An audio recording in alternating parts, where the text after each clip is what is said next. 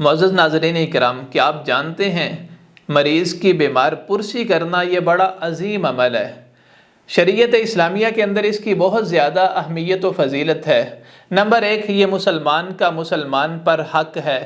اسی طرح رسول گرامی صلی اللہ علیہ وسلم کی سنت مبارک ہے کہ آپ اپنے صحابہ میں سے اگر کوئی بیمار ہو جاتا اس کی بیمار پرسی کرتے۔ اسی طرح یاد رکھیے گا، اس سے آپس کے تعلقات مضبوط ہوتے ہیں، پیار و محبت بڑھتا ہے، مریض کو بھی یہ احساس ہوتا ہے کہ یہ میرے ساتھ ہے، میں اکیلا نہیں ہوں۔ تو جب بھی کوئی بیمار ہو اس کی بیمار پرسی کرنی چاہیے۔ اور اس کی فضیلت کے متعلق نبی علیہ السلام نے ارشاد فرمایا، جب کوئی بیمار کی بیمار پرسی کرتا ہے نا تو گویا کہ وہ جنت کے باغیچے کے اندر ہوتا ہے یہاں تک کہ وہ واپس لوٹ جائے۔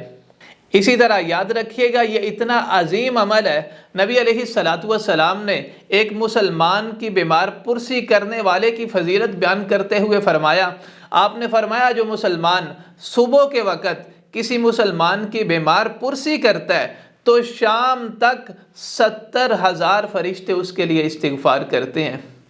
اور اسی طرح جو شام کو کسی مسلمان کی بیمار پرسی کرتا ہے تو اگلے دن صبح تک 70,000 فرشتے اس کے لیے استغفار کرتے ہیں، اور اس کے لیے جنت کے اندر ایک باغ ہوگا۔ یہ ہے بیمار کی بیمار پرسی کرنے کی فضیلت، یعنی کوئی 10 20 50 100 نہیں، 70,000 فرشتے اس کے لیے دعا کرتے ہیں۔